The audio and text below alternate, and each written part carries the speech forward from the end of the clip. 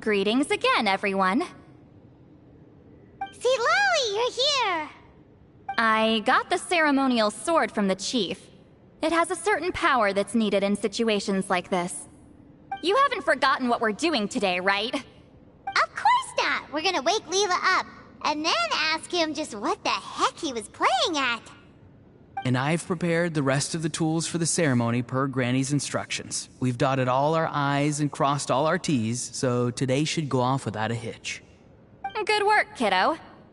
Then without further ado, let's get started.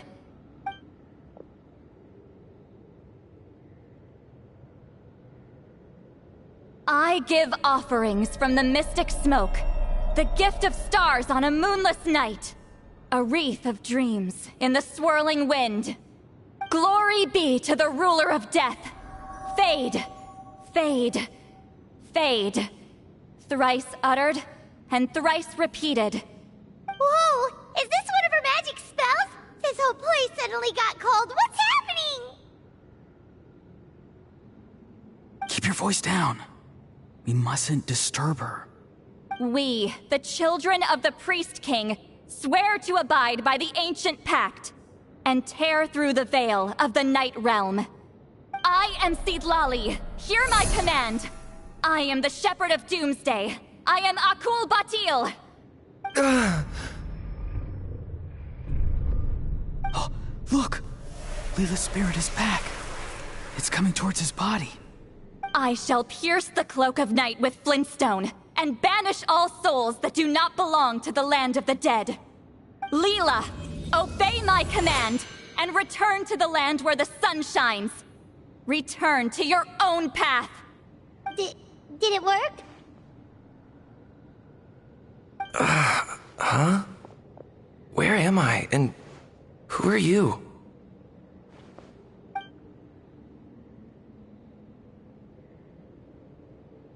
Whoa! Granny Eatsley, High Priestess Seedlali, please have mercy. Oh, guilty conscience, huh? So, you know full well what you've done. Do you have any idea how close you were to never making it back? Or maybe you thought life would be more fun as an inanimate object. I'm sorry, I messed up, and I'll face the consequences. Oh, you sure about that? Then say goodbye to your parents. Tell them this. Goodbye, Mom and Dad. I've realized I enjoy life as an empty shell so much that I've decided to get Granny Eatsley to turn me into a stone statue, so I can stand guard over her house for the next 100 years. No, please. Please don't. I'm begging you. I'll never do this again, I promise. Thank you, High Priestess Seedlali. Thank you for rescuing me. Don't thank me. Thank my grandson. If he hadn't sensed something was amiss, I wouldn't have bothered getting involved. You're more than welcome, Leela. And don't mind Granny. She's all bark and no bite. We're just glad that you're okay. Besides, someone tricked you into doing this, didn't they? That Kokju guy. He's the real culprit here. No, Mr. Kokuchu had nothing to do with it. It was all my doing. Huh? Well, he suggested the method of using a powerful spirit relic as a medium, but it was my decision to go through with it. I wasn't coerced or anything. I'm sorry. I'm the one to blame. The brainwashing is strong with this one. So did Kokuchu provide the relic? He did. He said it was a treasure related to the Mare Javari. Right, so that proves it. He was using you. He coaxed you into doing the clairvoyance for him. But I'm a spirit duffer who can't cast a single spell. What use would I be to him? Guys like me couldn't sense a spirit even if we spent the rest of our lives sitting and meditating. But Mr. Kokachu said that if I brute force the spell and immerse myself in a spiritually rich substance, I might be able to catch a glimpse of one. It seems like my only option. Still, brute forcing a spell when you're a spirit duffer is like forcing yourself to run a marathon without any legs. If it wasn't for Citlali, you'd have been lost forever. I know, I'm sorry. It's just... everyone in this tribe is so amazingly talented, and then there's me. I just didn't want to be the odd one out anymore. I totally understand how you feel, Leela. Some seeds effortlessly grow into beautiful cabbages, while others struggle with all their might and never even sprout. Who knows why this is the way things are? Maybe that's just life. Life is full of things we can't change. I know saying this doesn't change anything either, but I hope it makes you feel a little better. Let's pause this discussion for now. We need to get you to Matla's for a checkup.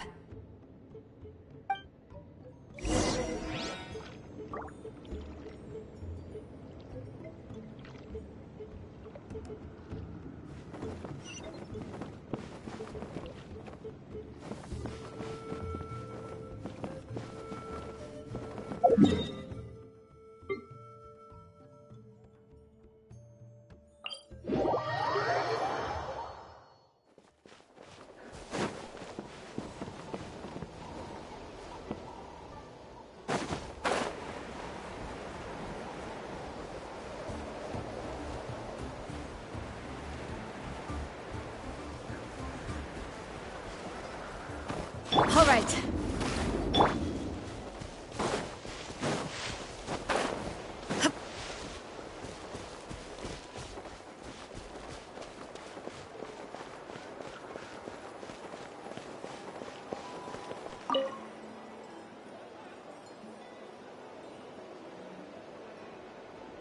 Okay, looking good. Seems like this guy got off lightly. Just make sure he eats when you get back. He must be starving. That's a relief. I've heard of cases where people's bodies started necrotizing after they spent too long meditating. What a horrifying thought! Anyway, Leela, even though we didn't know each other before all this, I'm still really glad that you're okay now. Well, maybe you don't know me, but I've heard all about you. The same goes for High Priestess Citlali, the Traveler, and Paimon. I've heard all the stories. Huh? Even us? This might sound corny, but you're exactly the kind of people I've always dreamed of becoming. But it's clear to me now. That was just wishful thinking. Honestly, why'd I have to be born a spirit duffer? Nah, it's alright, really. I'm used to being useless by now. Thank you all for saving me. Auroron, I think you're right. It's just a fact of life. I promise I won't take another risk like this in the future. I've brought you more than enough trouble already. Aw, Leela. It's okay. There's no need to comfort me. Hey, you little rascal.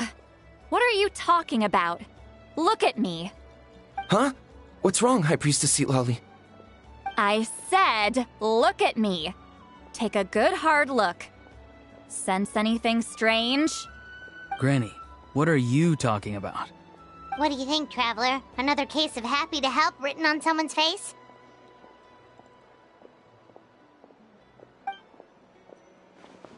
Hold on. I think... either my mind's playing tricks on me, or her entire body is an illusion. No, it must just be my imagination. I wouldn't be able to see through something like that. Wait, I know this trick. It's the same one I used a while back. Granny snuck away from right under our noses. You see? You can perceive some spiritual abnormalities now. Congratulations. Really? But where are you going, Granny? Where do you think? I'm going fishing, you dummy. Someone triggered the trap I set in the cave. Looks like our friend Kokochu took the bait. What? Sorry, can't talk now. You'll find me in the cave.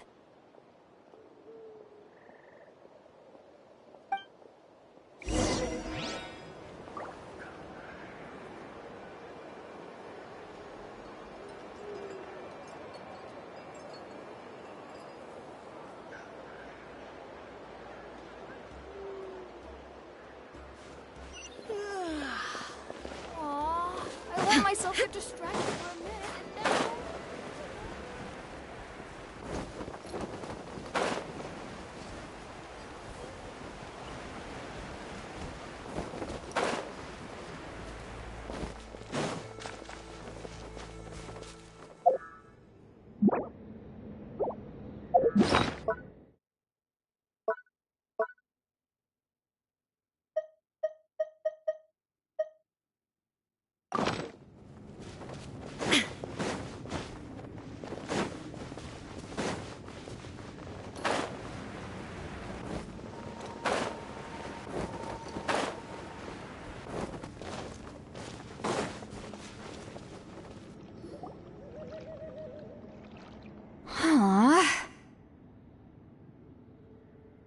Don't believe it. He got away. Oh, this is terrible. Why'd I have to go and act so cocky about it? I'm gonna look like such a fool. This Kokochu must be a real escape artist or something. But I can't tell them that. I'll have to think of something else. St. Lolly, did you get him? Given that she's the only person here, I'm guessing no. I thought I'd let him go, for now. But I left a mark on him. So if he comes around here again, I'll be able to track his every move. Oh, so Granny had only pretended to leave the cave, when in fact she'd set up a whole trap for him and was lying in wait. Ah, so just like how you caught Auroron! But how did you know Kokochu would come here? Because I planted the bait here. The Mare Javari map and the bow shard. Left them both on the table. I had a feeling those were what he was truly after. And sure enough, my trap was triggered just moments after we left. So you really did set up traps here after all, huh? Of course. It's just that they'd never do anything to either of you. See? What did I tell you? So, Mr. Kokochu, you used me after all. This whole time, all you wanted was to find the location of the Mare Javari. That's right. I've been wondering about the shard he left ever since I came across it. Why did he leave it there? The moment I confirmed the Mare Javari's location, that's when I realized it was bait. He was counting on Leela's spirit getting lost, and the tribe coming to his rescue. Then, by helping Leela, we'd be helping him. Oh, so he was fishing too! It was all a ploy to lure in an actual clairvoyant who could look into the shard for him. Yep. And somebody fell for it, hook, line, and sinker. I'm sorry. I took the bait. But so did Granny. Ugh, the nerve! I only got involved because of you, you little scamp! Either way, Kokchu played us like a fiddle. Huh. He managed to accomplish his goals without taking any of the risk himself. Pretty sneaky. You could say that again. Imagine if he tried to approach St. Lolly directly. She'd have seen through it right away. Although, actually, St. Lolly, why did you let him go? Because I couldn't risk using my full abilities here. He was a pretty slippery character, and if I'd kept him here by force, there could have been unintended consequences. Was it my fault for picking a bad place? I'm sorry. I went looking for somewhere with a wealth of spiritual energy when I first decided to help Leela, and ended up choosing this mad sage's hideout. Mad Sage? Yeah, he's napping right behind that wall. We'd have a whole new situation on our hands if we woke him up. That's why I decided against using my full abilities. I do have some good news, though. I snatched the shard and map back before he bolted, so I may have restrained myself, but I certainly didn't let him walk all over me. That's great! So he left empty-handed! Yes, sort of. The bad news is, he did get a look at the map before he left. Not that the Mayor Javari's last known location is a huge secret, but still. Yeah, that's kind of worrying. What if he's got some sort of diabolical plan? Don't worry. I'll keep tracking him. Also, Leela, if it's all the same to you, I'd like to give the shard and map to the Traveler as a gift. They might prove useful at some point in his journey. Absolutely. That's completely fine. The Traveler deserves it.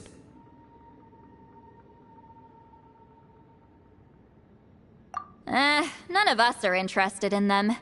And if there's any chance of them leading you to the Mayor Javari, I'm sure an adventurer like you wouldn't want to pass on that opportunity. Granny Eatsley has a sense for these things. So, Granny Eatsley? Do you think I'm still a spirit duffer? What kind of a dumb question is that? You saw through my illusion, didn't you? I mean, that's partly because I deliberately made it imperfect, but even then, a spirit duffer wouldn't be able to see through that. Auroron, give this guy some lessons when you've got the time. Leela, put in the work, and we'll see how far you get. Amazing. Life is so full of surprises. As long as you keep moving forward, you might just run into some fertilizer in the middle of the road. I'm so happy for you, Leela. Let's both give this our best shot, and who knows? We might both be beautiful cabbages one day.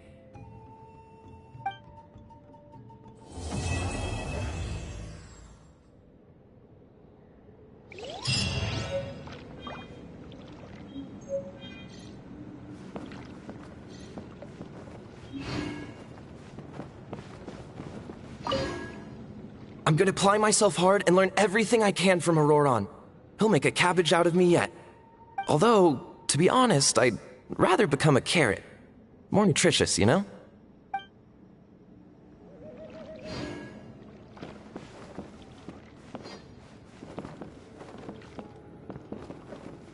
Thank you for everything. This would have been so much harder without you. These are for you. They're all homegrown. I hope you like them.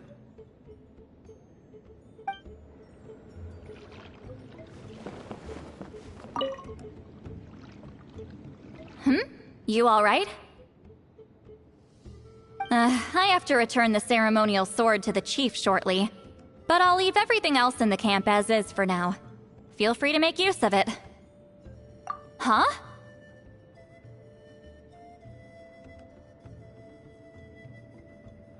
Huh?